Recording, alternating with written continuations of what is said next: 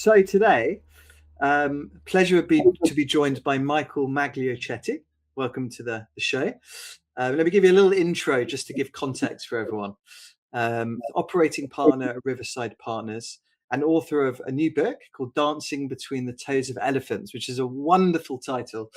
And we'll get into it. And we'll put the link to the book in the show notes. So if anyone wants to grab a copy, they can. And we're going to talk about, I want to talk about four big topics. And the context here is by the end of 2026, apparently there's going to be around $2.5 trillion in private equity capital looking for a home. And the biggest problem right now, cited by many, is leadership talent and not enough leadership talent. So I'm going to talk to Michael about three big things. So I want to talk about the rise of human due diligence, breaking the $500 million bottleneck, and the multilingual exec. And then we'll find out what drove him to sit down and write a book as well. So Michael, thank you so much for joining me. Oh, thank you, Lewis, for having me. Appreciate it. Absolute pleasure. So I wanted to kick off with this human due diligence question. So obviously you're in private equity, you invest in many companies.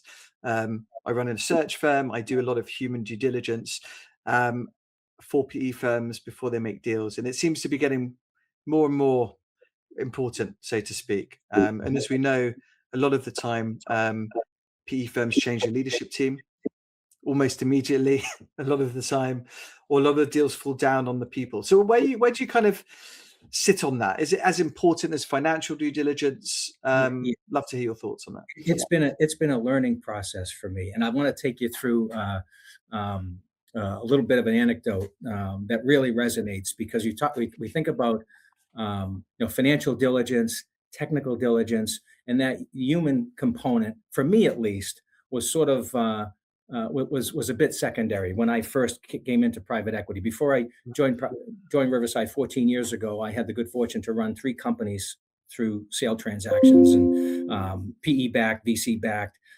mostly in med device diagnostics, very, very heavy in technology, lots of IP associated with it. So one of the first deals, Lewis, that I looked at when I joined Riverside was a company called BioAgilets. And it was founded by a gentleman by the name of Attrition, a PhD biochemist, who in the early 2000s saw the wave of large molecule drugs being developed, and left a secure job to start a BioAgilets as an entrepreneur, a bioanalytical testing lab for large molecule drugs. These are really advanced tests like pharmacokinetics, immunogenicity, neutralizing antibody assay, sample analysis, assay development type work to serve those pharma companies that were developing these large molecule drugs. So when I got introduced to him, he had built the company to, mostly bench scientists, didn't have much of a depth of management team, but they were growing, and they were growing quickly.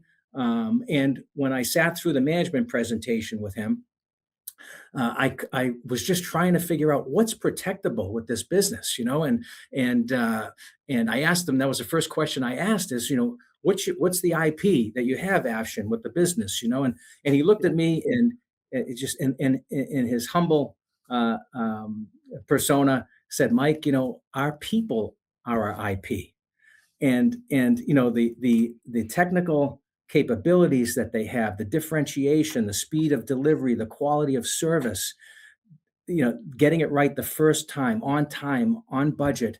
And that was I have to tell you, Lewis, that was an education for me, going into the service side, because these are the companies that we invest in. We don't take any binary risk or molecule or pure play device, but we invest in companies that provide services to those who do. And so that human diligence component, it's foundational. Right. So, and in these companies that we invest in, these founder-led companies, they're good companies. They'd be good companies whether or not they met us. They're, EBITDA between, say, 3 and 10 million. And we will not make an investment in a company. You talk about changing leadership teams. We will not make, in the 37 years we've been around, we will not make an investment in a company where the founder doesn't stay engaged with the business, in some way, shape, or form. Maybe, they'll remain as CEO if we can hold hands on that, or be brand ambassador on the board and roll a percentage of equity with us going forward. We just won't do it otherwise. And do you find most people are very happy with that? Oh yeah, the founders who are really self-aware, they'll come to us during diligence once we get past LOI and say, they'll say, Mike, I don't know how to take this company from 30 million to 130 million or 230 million. I have a vision, but I don't have a playbook. And so we need a CEO that will get there. And sometimes I'll jump in on an interim basis until we can find a CEO.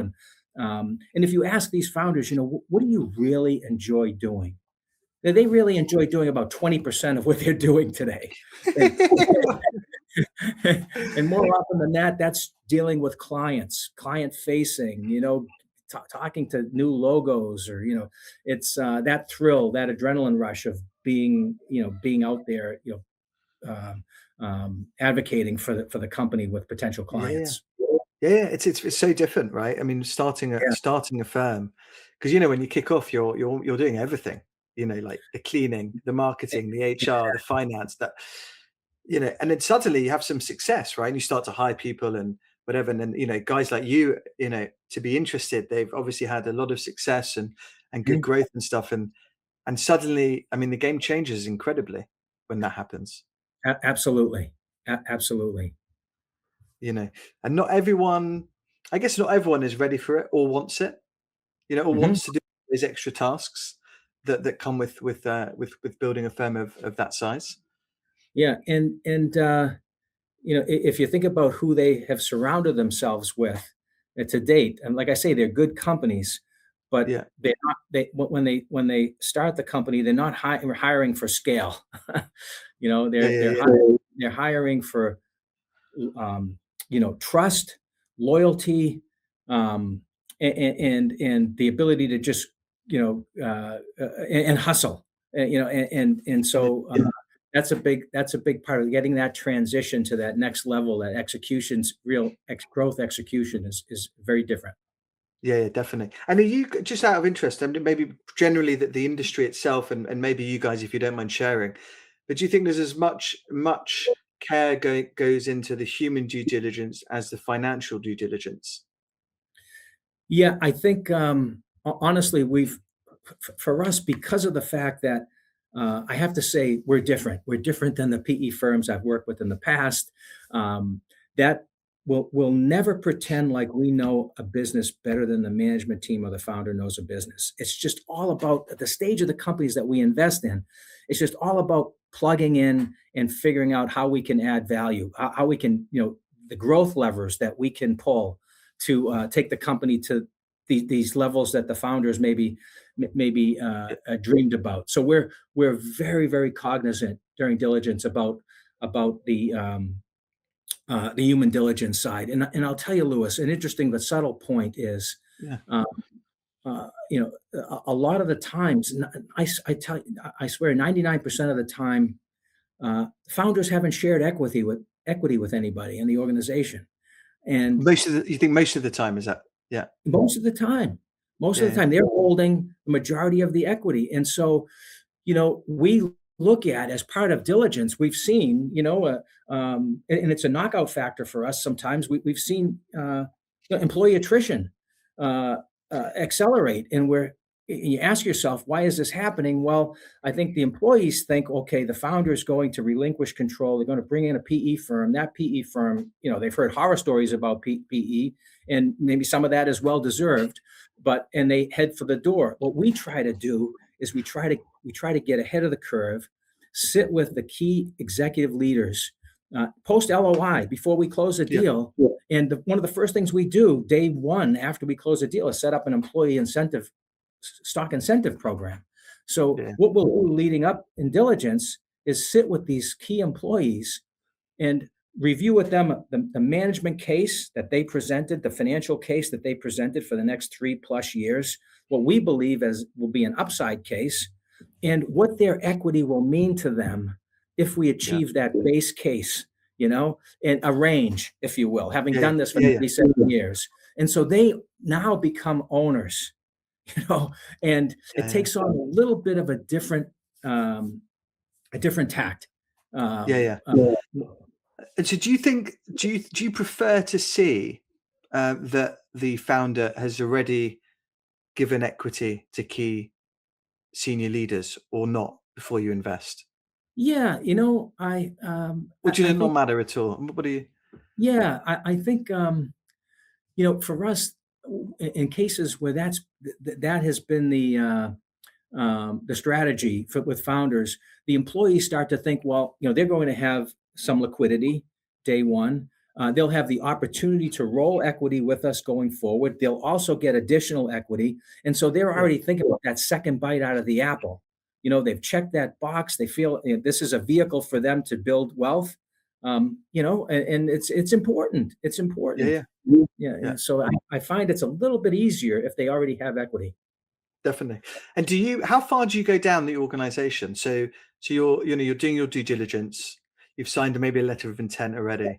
And are you interviewing obviously the founder and leadership team? Are you going a few levels below as well? Like how deep are you going? Yes, sometimes we'll go to that second level below the executive leadership team also. Yeah, we just have to figure out, just the roles and understand the org chart and what, Yeah.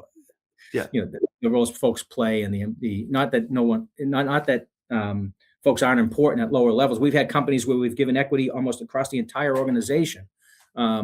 So it depends. Fine. I want to share a little stat from Bain, if I may. Yeah. Which I thought was really interesting. So I'm going to say apparently, but Bain, I'm assuming it's correct. But you never know nowadays. 1 in 17,000 companies will grow to $500 million revenue and remain a sustained value creator. So the number one barrier cited by 55% of leaders is revenue growing faster than talent. So key challenge is hiring the right folks. Yeah. So love to kind of hear your thoughts on, and if you think that's generally right, and that's been the experience that you've seen over the years. Yeah, my goodness, I'll tell you, Lewis, that really, really resonates with me. If you can afford me the time, I want to share with you. This has resonated with me for 25 years.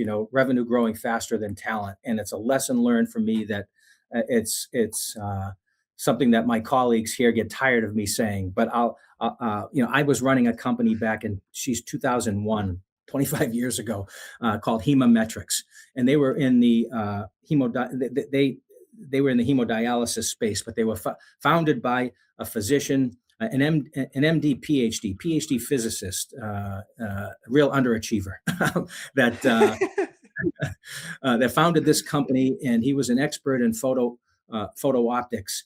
And if you know, hopefully you don't know anybody who's been on chronic kidney failure on hemodialysis, but it's, these folks are very sick. They're being dialyzed 3 times a week, 3 to 4 hours a session in a dialysis center, an outpatient center. And these centers have, say, 20 treatment pods, 20 chairs per center typically, and 1 nurse per 4 treatment pods typically. The protocol is such that a nurse will come up to you when you're dialyzed, watch you and say, Lewis, how are you feeling? You have any nausea, lightheaded?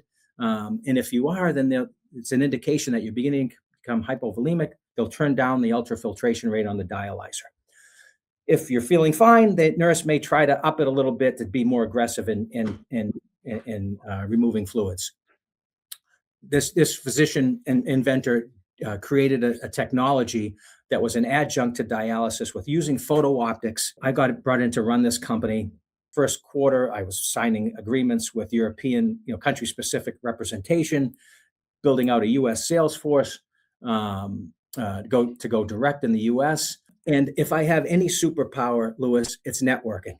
So very, very early on, I networked to the chief medical officer of one of the largest dialysis chains in the country, 600 centers. And if you can imagine, 600 centers, 20 chairs a center, 12,000 chairs, right? And I met him briefly for coffee at a nephrology meeting, and 10-minute meeting, gave him the elevator pitch. And he was also a MD, PhD, an engineer.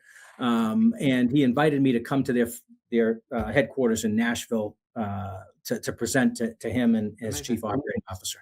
He became a believer by the end of the meeting, and he said to me, "Geez, we'd like to, why don't we start by issuing a PO for 1,000 units, 1,000 hardware units." Now, if you can imagine, we each hardware unit in the field would generate, three disposable sales per, at least three disposable sales per day. And that's about 3,000 disposables a day, right? At the least. We were manufacturing maybe 300, right? So, let's just start small at 3,000 a day. Yeah, right. And so and the hardware units, the analyzers, we were shipping in lots of 20. So he said to me, let's start off with 1,000 units, and is that going to be okay? And my VP of sales nearly leapt out of his chair. He said, "Absolutely. When and where would you like them?" I thought about, what we have going on. I was interviewing folks for a VP of manufacturing job. I had one person that I was going to make an offer to, and I said I needed to pump the brakes. So I said to him, "Listen, first thing we're going to do is we're going to assign an account manager to you. This is going to be very, very important to us. Want to make sure everything goes well. But I think it would make sense. I have a clinical specialist group that I've brought on, all former dialysis nurses that help train and implement the technology. Why don't we just roll this out in a metered way, make sure everybody gets trained properly, and then we can train the trainer, do that sort of thing." And he looked at me, he said, "Well, we deal with my chief operating officer. You figure out however way you want to release the product." The meeting ended, and he asked me if I could stay behind a little bit, and he wanted to introduce me to a few other folks. And he and I took a tour of the office, walked around while we were looking at this. I'll never forget this. We were looking at the skyline of Nashville, and he looked at me, he said, "You've got a tiger by the tail here, but you better damn well be able to clean the fish that you catch with me, because you're only going to get one clean." So catch and clean the fish. Catch and clean the fish is something that it does just that. It goes to your point, right? Revenue exceeding your capabilities, in terms of talent and who you have on board to deliver.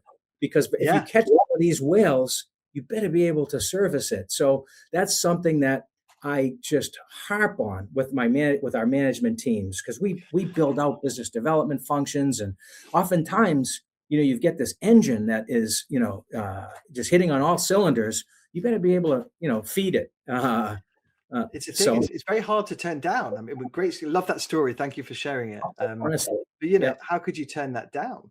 I mean, yeah, absolutely. You just have to. You have to find a way. Yeah. A lot of people talk about they talk. The classic is under promise and over deliver. Right. If you'd have followed that mantra, you'd probably have had to turn down the opportunity. Yeah, right. Yeah. So but we rolled it out slowly. We took our time. We did it, methodically, and you just, I had to pump the brakes. Yeah. And I love that. And you did it in a nice way, because it wasn't a binary yes or no. Right. It was like, yes, but, or yes, this is how we're gonna, Yes. and phrase it in a great way. It's a bit catch-22, because you want to get the sales, and you don't want to overhire, because Mm-hmm. you can make a lot of bad hires. The payroll ramps up, the sales aren't coming in, and it's good night, God bless. So Mm-hmm. it's a real balance. Yes, for sure. There's a real balance. I love that. Moving on to. So this is the other thing I often found. I speak to a lot of founders and stuff, and they just kind of get to a point where they struggle to hire the next level, because you kind of to move to the next level. As you mentioned at the beginning, just to give context, you're looking for people at the beginning that are in the trenches with you, so to speak. Really suited to start up, gritty, determined, all of those things. And then you have some good success. PE firms get involved; they want to scale, and suddenly some of these people aren't necessarily, and maybe you as the founder included, aren't necessarily the right type of person for that next stage.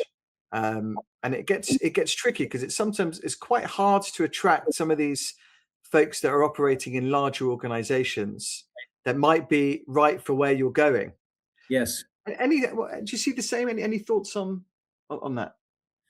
Yeah, there's a couple things. Just I just find an interesting dynamic with the founders in that I liken it to I have two adult children, and when my oldest, my son, was 6 or 7, learned how to ride a bike without his training wheels, and we lived in a neighborhood in the Midwest where lots of kids, and I remember vividly one Saturday, I was doing some work in the yard, and he was riding his bike, and he went with his friends, and he went down the street, and he went around the corner, and I lost sight of him, and I immediately thought, geez, I've lost all control, right? I don't have any perspective on his safety, or for that, the only point in his life where I didn't have that control, and I think the founders feel sort of that same way. They've surrounded themselves with people that, not that they can control, but that they feel super comfortable with, and have that trust. They have that sleep well at night factor.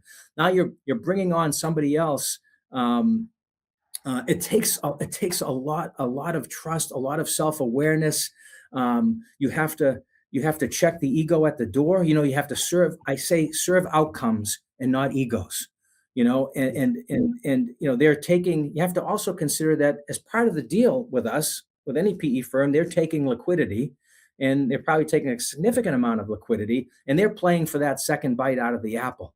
So Yeah. if you really want to, like, be an executive leader, you want to surround yourself with great people, Yeah. and come to the realization. It may take baby steps, and we kind of worked through in diligence. We sort of flushed that out a bit, but it takes a lot of work. It takes a lot of work to get them comfortable. It takes time, and it has to. It needs to be validated. They have to see it for themselves. They can listen to us all day long, but what we do have them do during diligence is we have them speak to our founders of other companies in our portfolio, existing companies and companies that have exited, to get a feel for how we behave, how what it's like working with Riverside Partners. As far as bringing in talent, that's coming from larger corporations, we do it all the time, and it's many of these folks, they're entrepreneurial at heart. They can come in and they're with a large organization. Sometimes, if going to a company like us, if they sneeze, we all get a cold, sort of thing. You know what I mean? Yeah. That direct accountability and focus and results oriented. I mean, it's in having equity, meaningful equity. That's we've been successful in that regard, that way. Yeah, no, love that. And then just just talking about the founders. So as you invest, are you looking for those founders to keep that founder mentality, or actually evolve as the firm evolves? Yeah, no, it's such a challenge, right? They've built that entrepreneurial culture, right? And most of the time without giving employees equity, which is sometimes hard to believe. But yeah, absolutely. Having them take that ride with us and see, what this company can become. They have that. They have a vision for what it can become someday, and Yeah. for us to kind of dig in and surround them with world-class talent to get us there, and a playbook that we've used. I think there's a lot of pattern recognition with what we've done with these companies, over time, and to kind of see that in action, and that's part of my role too, where I get involved quite often as a trusted confidant to our founders, to our CEOs, and navigating through issues where I don't have to necessarily. I've stepped on lots of landmines in my career, Lewis, right? In the lower middle market, there's not much I haven't seen. And Yeah. to be able to navigate it through without waving the red flag saying, the sky is falling, as an operator, building that trust, that camaraderie, I think is really important, as we grow together. Yeah, and I love that. What moving on to you, what inspired the book? And how did you find the experience of writing the book? Yeah, it's interesting how it all evolved. Before I joined Riverside may have mentioned for 20 years, I had the good fortune to run 3 companies through sale transactions, as I mentioned, Yeah. device diagnostic companies, and every one of those assignments that I was fortunate to get offered, I never felt I was qualified, not because of imposter syndrome, but because of the fact that, for example, you get tapped to run an orthopedics company, and I'd never spent a day in orthopedics. I had returned money for shareholders. I had, I was bilingual in a sense with technology and business. And when you find yourself, regardless, you find yourself having to go toe to toe with an orthopedic surgeon to articulate a value proposition, whether it's patient, clinical, financial. You can't be an inch deep and a mile wide. So I had a process that I used in every one of these CEO assignments when I was going through these learning curves, if you will. I'd always be deferential to physicians that I was surrounded by, my staff. Completely immerse myself in the business. The whole concept of work-life balance, for the first 6 months or maybe more was out the window. But when I made the decision to join Riverside, I was an advisor, even though I had been an advisor for 4 years. This was your first PE fund you joined, just to be. Yeah. Okay. Yeah. I had been an advisor at Riverside for 4 years, deeply involved. I had PE, venture, family office investors in my companies in the past. It was just as steep of a learning curve, but I did something different this time as part of my process, coming up to speed. I kept a journal. And anytime one of my colleagues used a phrase that I didn't quite understand or an idiom that I thought was so absurd, I'd roll my eyes at, I wrote it down. I wrote down what it was, what it meant, how it was used, and a little bit of a blurb about it. And I kept that journal as a living document over the years, meeting with other PE firms, bankers, our investors, our LPs, going to conferences. And I've been fortunate also over the years to be invited to different colleges and universities to talk to students about my journey, my unique journey into private equity and business development and entrepreneurship. And I was at a school at Columbia in late 2021, and a professor there asked me rather bluntly at the beginning of my talk, how the hell did someone with a PhD in chemical engineering ever wind up in private equity? What brought you there? And why don't you have tenure somewhere on cruise control at this point in your career? So I stepped back and just kind of took him through my journey. And I talked about the journal and how it was so important for me. And he stopped and his whole demeanor changed. And he said, many of my students, they're mired in business and finance and accounting techs, and they envision themselves someday working in PE or venture, or for companies that are funded by PE and venture. You should think about turning that manuscript into a book. That would really resonate. Yeah. So that's all he had to say to me. And I thought about it. This was late 2021, rounding the corner on 22. I said to my wife, I said, I'm going to make a run at this. And 2 years later, I had 350 pages, and I had networked to some literary agents, and lo and behold, the book was published last September, late September, and it's been a whirlwind, Lewis, ever since. And a good. And you were writing like a physical journal with pen and paper or electronic or? Yeah, for the most part with just pen and paper and like almost like a lab notebook. Love that. I'm trying to get back to that because there's so much digital stuff now. It really imprints in your brain when you write. Yes. Actually write something. Yes. We're all so much into tech now, whether it's using your LLM and whatever, so many digital note takers and stuff. The pen and paper's making a comeback, I think. Yeah, I think so. But I'm trying to use it more. How did you come up with the title? The title is actually an excerpt from the book. When we look at platform investment opportunities, we have, like any PE firm, we have a deal team. Consists of myself, a couple of GPs, partner, principal, associates, and we were looking at an opportunity. Let me say, diligence is expensive, right?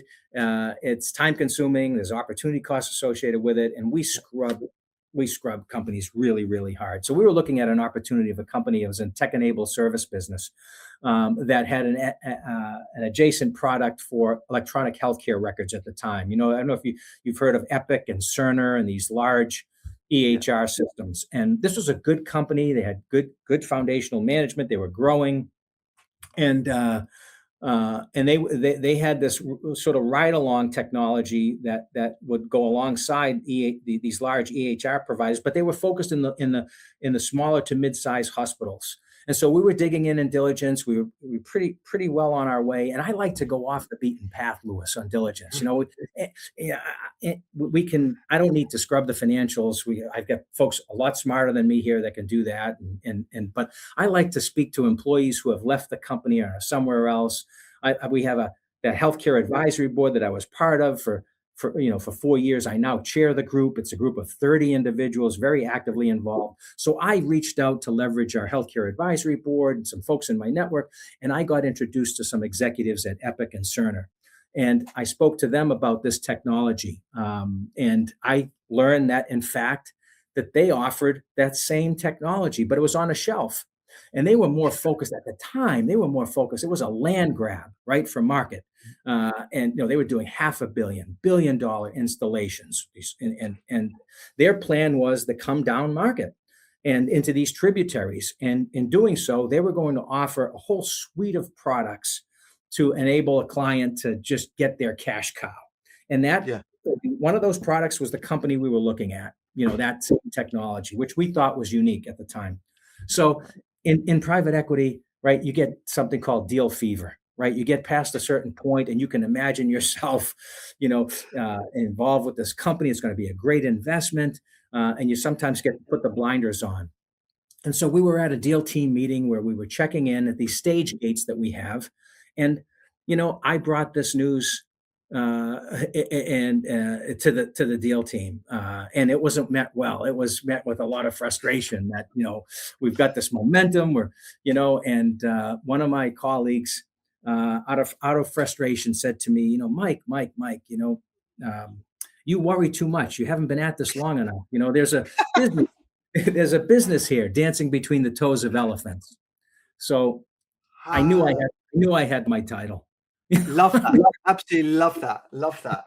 Just want to get your thoughts on this. So, and this is just kind of winding back to really to execs. A lot of folks I speak to, they're very keen to walk the path that you have. Whether they're technical, whether they've been in industry, and very keen to work in PE or for a PE-backed firm. I know things are very different working in a private equity firm versus working in a PE-backed firm. But maybe just on the PE-backed firm, any advice for folks? And we touched on it earlier, and I see it a lot. There are an awful lot of people keen to move out of large corporates into private companies.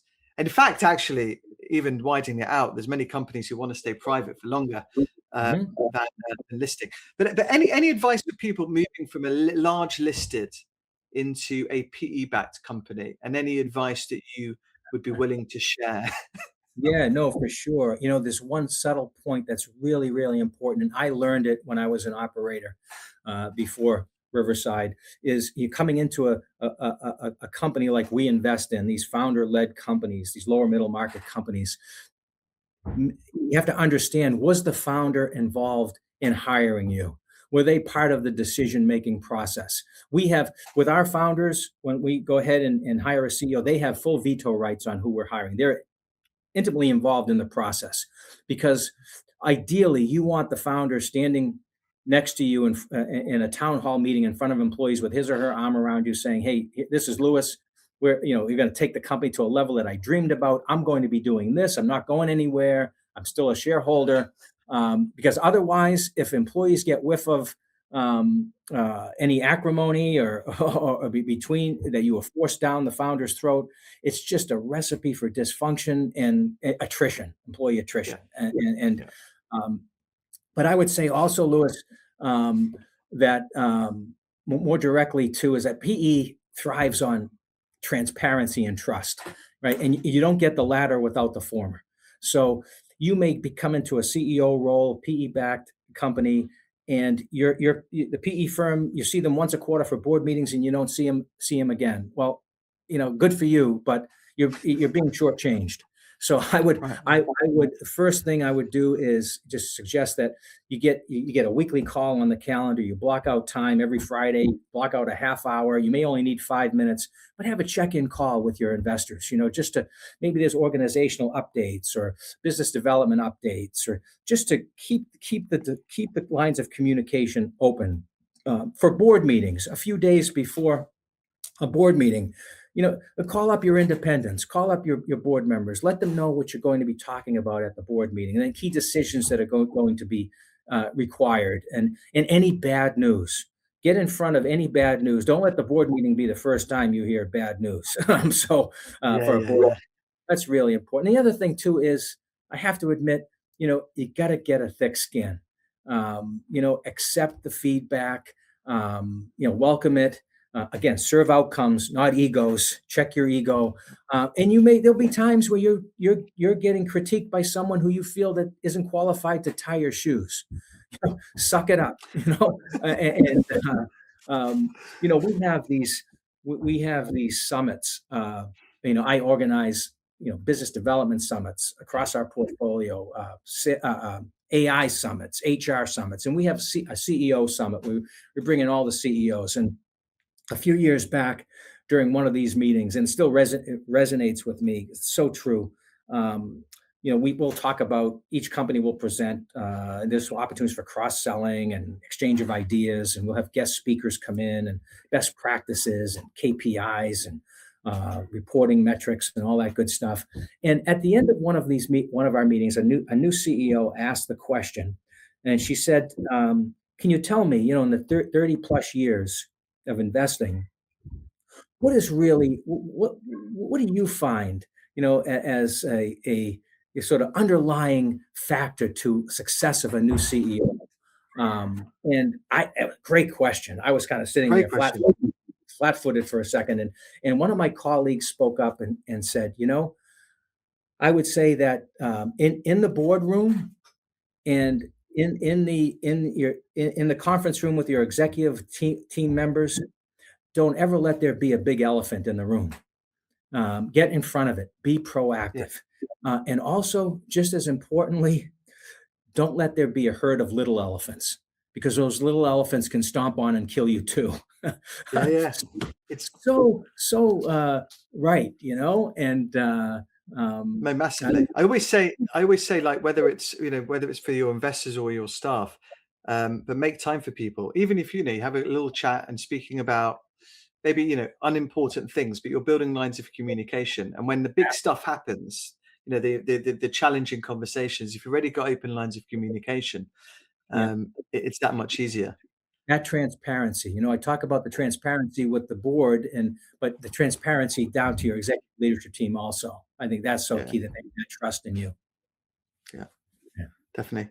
Michael, thank you so much. Thank you so much. Guys, being a bit long-winded there. No, super interesting insights. I really appreciate it. We'll put the link to the book in the show notes, and thank you so much.